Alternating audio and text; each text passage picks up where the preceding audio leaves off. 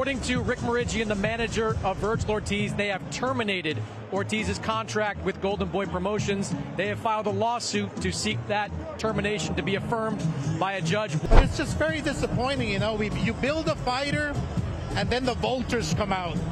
You know what I'm saying? They come out, they try to take him, they try to steal him. Look, we're going to do what we do best. That's promote fights, make champions, and stay loyal. What's up, Five fans? This is your host, Johnny, and we're on Gloves Off. In this episode, we're going to speak about Oscar De La Hoya.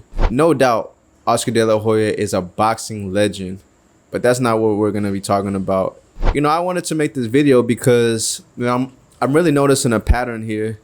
It makes me question, what's up with Oscar De La Hoya as a promoter?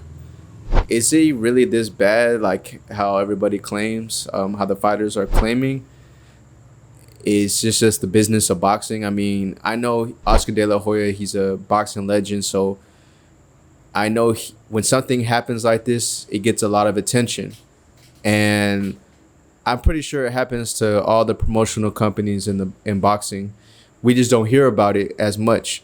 But for some reason, when Golden Boy, something happens with Golden Boy, it gets blown up. And it happens to be with one of the top stars in boxing. I mean, Canelo, Ryan Garcia, Virgil Ortiz. I mean, these guys are big in the game. So it's not like no small change. These are big time stars. And just interesting because all these legal disputes that go on, and makes me question how is Oscar De La Hoya as a promoter? Does he really blackball his fighters, or does he doesn't want the best fights? I mean, I think with the Virgil Ortiz situation, it seems like he is not letting him fight Boots Ennis. We don't know why. He says that he wants a better half, 60-40. For Ortiz, he's fighting for a better deal. But who knows? It seems, though, from the media, it looks like he is scared for Ortiz to fight Boots Ennis, which is, I hate to see that, because we want the best fights and the fans want the best fights. And the thing is, it's hard to differentiate the business of boxing and the boxer himself who wants to wants to have a legacy in this game, and the fans who want to see the biggest fights. I think Oscar De La Hoya trying to think as a businessman, protecting his fighter at all costs, because that's his fighter. He wants him to be healthy. He wants him to be makes the most money. He wants to be undefeated, and this could put it at risk going into this Boots in his fights. I'm not sure what happened with Ryan Garcia or Canelo. I mean, I know Canelo said you can't trust him. He's a snake. He steals, stole money and whatnot. And I think something will happen with Triple G and not getting paid. Something, I don't know. These are all allegations. And but can this be true though? I mean, if all these people say if a pattern is happening, something's got to be true. I can't put it past it. It's I don't know what's going on behind the scenes. And I think that's why the fans want to talk about it.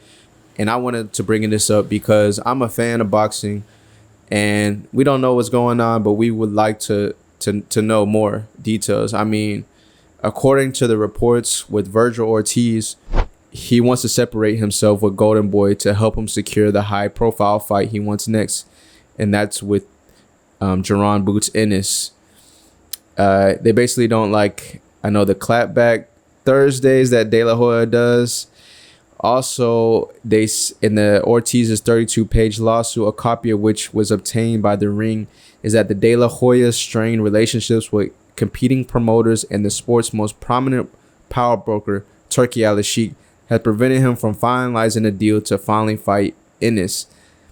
De La Hoya is called a controversial and divisive figure in boxing in the lawsuit, which also refers to the retired 6th division champion history of substance abuse. Look, I'm not here to like to bash De La Hoya or anything like that, you know, as a human being, as a person, because I don't know him in person. I can only go by what people say about him in the media. But it doesn't look good. I mean, as a fan, I'm leaning towards Ortiz's side because I want to see him fight Boots Ennis, and if this is true, I definitely, you know, as a fan, we want to see that fight happen. Like, who doesn't want to see that fight happen? I mean, that's going to be a war. They're at their primes of their career and their careers, and that would be a massive fight, a massive fight, and it's going to be one hell of a war, you know. I mean, two alpha males going at each other, you know. Who does not like? That's gonna be one of the biggest fights, you know, coming in 2026. So I just hope they get that stuff figured out. You know, I know fighters, when they sign these deals with the promotional company, I mean, they think all the best is coming. I mean, speaking and Oscar De La Hoya, who's a legend in the game, 6th division champion. I mean, Ortiz probably looked up to him and was like, "Yo, this dude, he's always gonna do me right, and you know, he's gonna look after the fighters." And yeah, you know, I'm just kind of thinking of like what his mindset was going into being on Golden Boy and signing that promotional contract. It seems like he was going fine in May 2024. He did sign an extension, so it seems like everything was going fine until this fight with Boots Ennis, and then, you know, De La Hoya decided, you know, he's trying to protect his fighter at all costs, which is understandable as a businessman.